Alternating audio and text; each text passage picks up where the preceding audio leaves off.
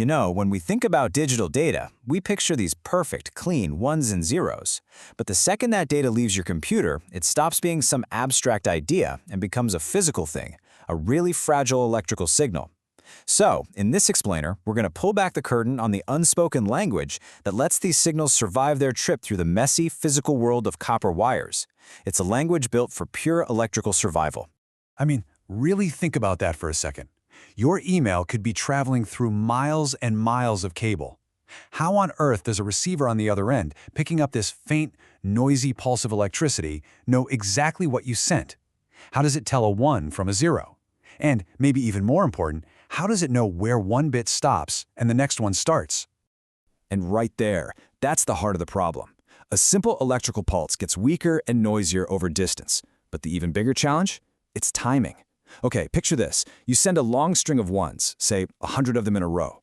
To the receiver, that just looks like one long continuous blast of high voltage. How can it possibly know that's 100 individual bits and not 99 or 101?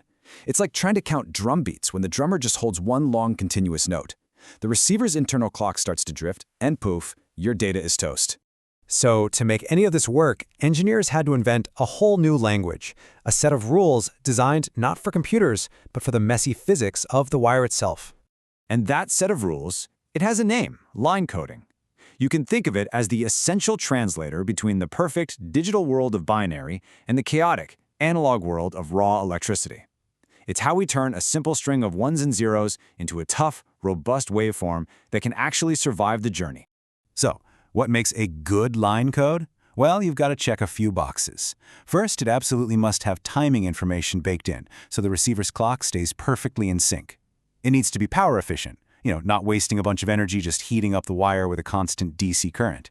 It should also be efficient with bandwidth. You want to squeeze as many bits as you can down that pipe. And hey, if it has some built-in error detection, that's a huge bonus. Let's use this as our scorecard. All right, let's dive in and see how engineers solve these problems by looking at two classic line codes. Each one has a really clever solution for these challenges of synchronization and power.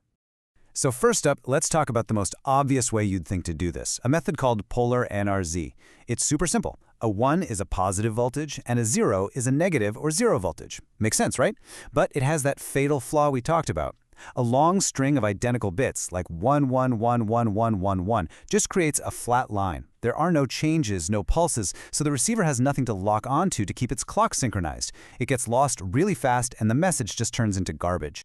So how do you solve that sync problem? Well, the solution is just brilliant. If the data itself doesn't have enough changes in it, you just force them to happen. And that is the core idea behind something called Manchester encoding. You literally embed the clock signal right into the data stream. Okay, so how does this trick work? It's really cool. Instead of the voltage level representing the bit, it's the direction of the voltage change that represents the bit. Check it out. A 0 is a high to low transition right in the middle of the bit's time slot. A 1 is a low to high transition. And the result?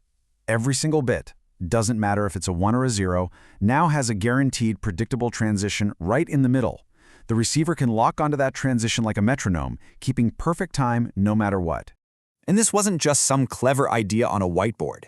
This technique was so reliable that it was actually crucial for developing early magnetic disk drives way back in the 1950s.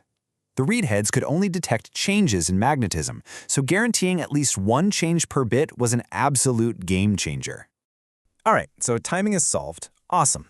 But what about power efficiency? See, when a signal pushes electricity more in one direction than the other, it creates what's called a DC component. And as the source material puts it, this is basically just a DC current that heats up the wires. It's totally wasted energy, and it can even get blocked by network equipment like transformers.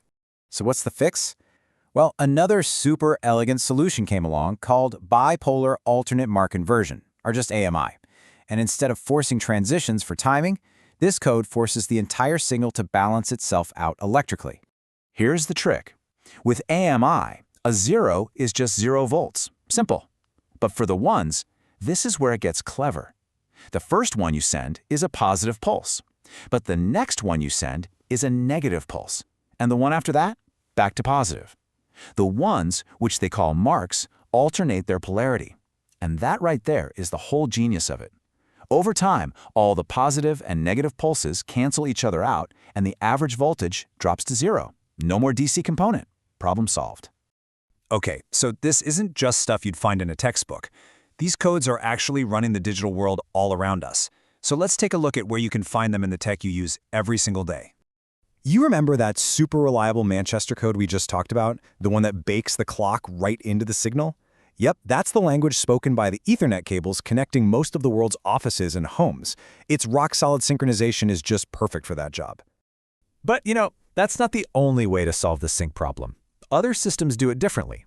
Take the classic RS-332 serial port, for instance. It uses a simpler voltage scheme, but it wraps every single byte of data with a special start bit and stop bit. These act like little bookends, telling the receiver exactly when a chunk of data begins and ends. And as you'd expect, modern standards get even more creative. Your USB port uses a code where a change in voltage signals a 0 and staying the same signals a 1. But wait, what about a long string of 1s? That would create that same old flat line problem. So the USB protocol uses this slick trick called bit stuffing. After 6 1s in a row, it automatically jams in an extra 0 just to force a voltage transition and keep the clock synced up. The receiver knows this rule, so it just plucks that extra bit out. Pretty clever. So what's the big takeaway from all this? Well, what we've seen is that getting data from point A to point B isn't about finding one perfect language. It's about making a series of really smart compromises. And it all boils down to this ultimate trade-off, which you can see right here. Manchester code, it gives you incredible timing reliability, but because every single bit needs a change, it basically doubles the signal frequency. That means it costs you twice the bandwidth.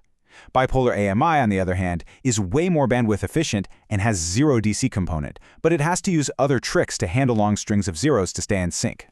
At the end of the day, the crucial thing to remember is this. There is no single best line of code. It just doesn't exist. The choice is always this complex balancing act. Engineers are constantly weighing the need for speed against power consumption, the cost of complex circuits against the demand for absolute bulletproof reliability. This invisible layer of communication is always evolving, and it really leaves us with a fascinating question for the future, doesn't it? As we push for terabits of data through fiber, through 5G airways, and even through aging copper lines, what new, even more clever languages will our data need to learn to survive its journey?